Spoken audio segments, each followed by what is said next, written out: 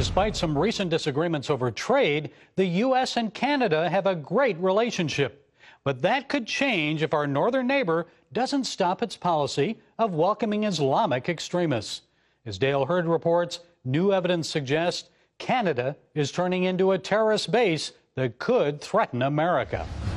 The U.S. and Canada share the longest undefended border in the world. There hasn't been a reason to defend it because there hasn't been a serious threat from either country in a couple hundred years. There is now. Canada is today the happy home of thousands of radical Islamists, ex-ISIS fighters, and the Muslim Brotherhood. Their numbers continue to grow, and they've infiltrated the Canadian government on several levels.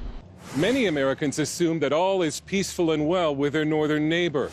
But security experts here warn that by welcoming radical Islamists, Canada now presents a danger to the United States. Terrorism expert David Harris, who worked for CSIS, Canada's spy agency, told us a major attack on the United States by Muslim extremists based in Canada is only a matter of time. Many years ago, I suggested that many of the Islamist extremists might regard Canada as an aircraft carrier from which to maintain operations against the United States. Canada is becoming a foundational sort of place for Islamists of all stripes, including the Iranians, by the way. Thomas Quiggin is one of the authors of Submission, The Danger of Political Islam to Canada, with a warning to America.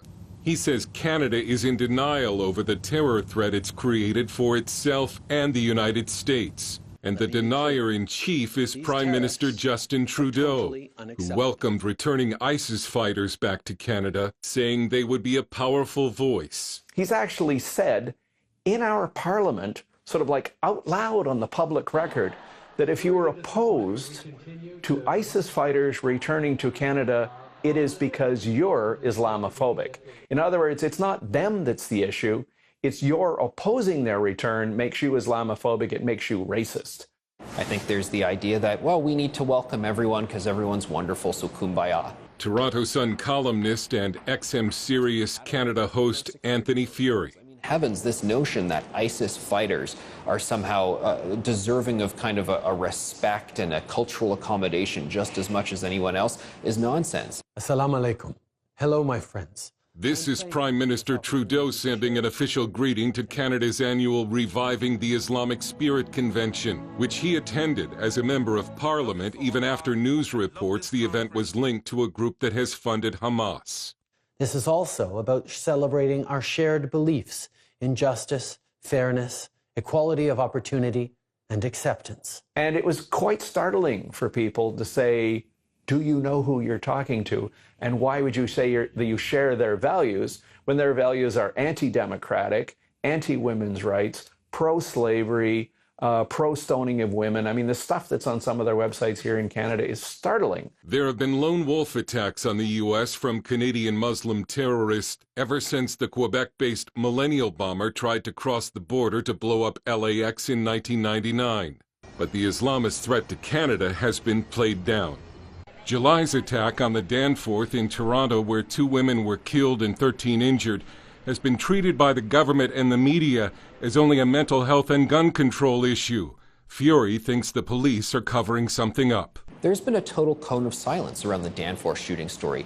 I wrote a feature where I found out that the family statement, which said mental illness, nothing to see here, that had actually been sort of co-authored and put together by a spin doctor and also a Muslim community activist. Much of Canada's mainstream media seems to stand with the Islamist. The Toronto Star announced it was no longer using the name the Islamic State because something so barbaric could not be Islamic. Parliament passed the notorious M103 anti-Islamophobia motion last year. Critics call it a government attempt to silence any criticism of Islamists in Canada. The government's welcome mat is not lost on the host of this Canadian Muslim program on the internet. But of course, all of us take it for granted in Canada. See, Alhamdulillah, Canada has given us his blessings. Alhamdulillah. Canada is your country. Islam is today the fastest growing religion in Canada.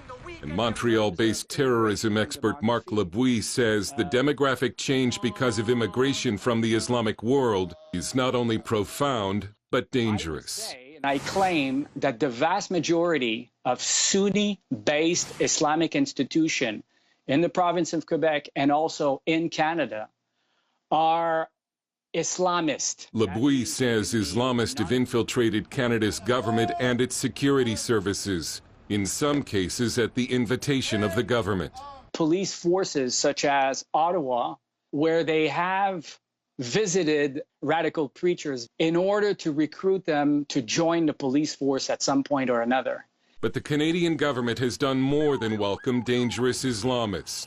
Quiggin accuses it of funding terrorism through its financial support of some Muslim groups. And if terrorists based here attack the U.S., he won't be surprised. In the past, I think Canada would have had a defense. We could say, look, we tried to get this stuff stopped, but we failed. But if it happens this time, we won't have that defense. The problem is so advanced, the government agencies in charge of our national security are so compromised that it will be very, very difficult to be able to turn things around. Dale Hurd joins us with more. Dale, you and I grew up in Michigan, and I know years ago we could drive back and forth over the border at Port Huron, Detroit, even up at Sault Ste. Marie, and we'd only have to show an ID, a driver's license. How easy would it be now for a terrorist to cross the border into the USA?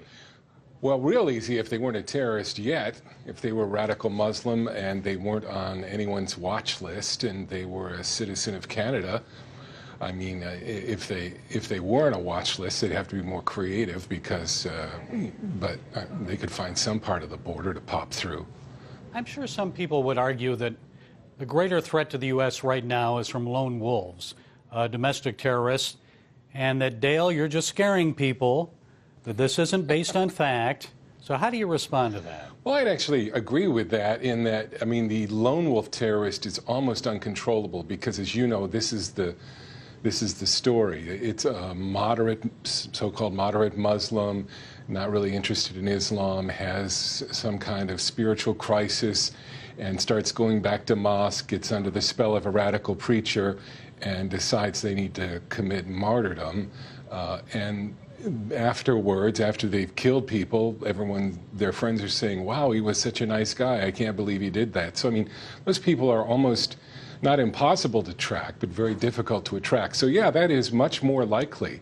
But the idea of the story was that Canada is essentially setting itself up as a very warm and cozy home for some potentially nasty people. Well, how good is Canada at vetting immigrants? Well, Canada has a point system for vetting asylum seekers, refugees. But then you have Justin Trudeau, and he opened the door. In 2016, they let in almost 50,000 Syrian refugees. Now, keep in mind that Canada is, roughly 1/10 the size of the U.S. in population. That would be like 500,000 Syrian refugees entering the United States. Trump has capped it at 30,000 for this year. But only a handful have entered the United States. And these are people, I'm sorry, but they're people from a broken society, some of them Islamic radicals. And the problem is that they're not being tracked as far as we know. I mean, officially, they're not being tracked. Like we do here in the U.S., I know that Americans, if they're suspicious, they'll report someone. Mm-hmm. So how about terror attacks actually inside Canada? We're not seeing Islamic terror like we've seen in Europe, but why is that, and why do you expect that may change? Canada is a great home for radical Islamists, and maybe they won't attack Canada. But I think there will always be, as I said earlier, they'll always be at risk from a lone wolf attack, because these are people that are on a personal spiritual mission, and they want to get their 72 virgins or pay for their sins by killing people, and we never know when that might happen. And based on your report, Dale, it seems that a terror attack from Canada is a real possibility. So what can be done to prevent it from happening? You mean what should have been done? As I'm looking at Canada, the problems are now so ingrained with political correctness and the anti-Islamophobia law, Justin Trudeau attacking anyone who raises the specter that Canadians should be afraid of radical Islam. I'm not sure what can be done now. I think now what needs to be done, though, I mean, we've got to be more vigilant. We are probably watching their bad guys if they aren't, and we're going to have to keep doing that. Okay, Dale Hurd, thanks for your insights, and Sure. thank you for bringing us a story that we're unlikely to see anywhere else. You're welcome. Up next, you can get a garden salad on this Garden State College campus, but not a Chick-fil-A sandwich. We'll tell you why.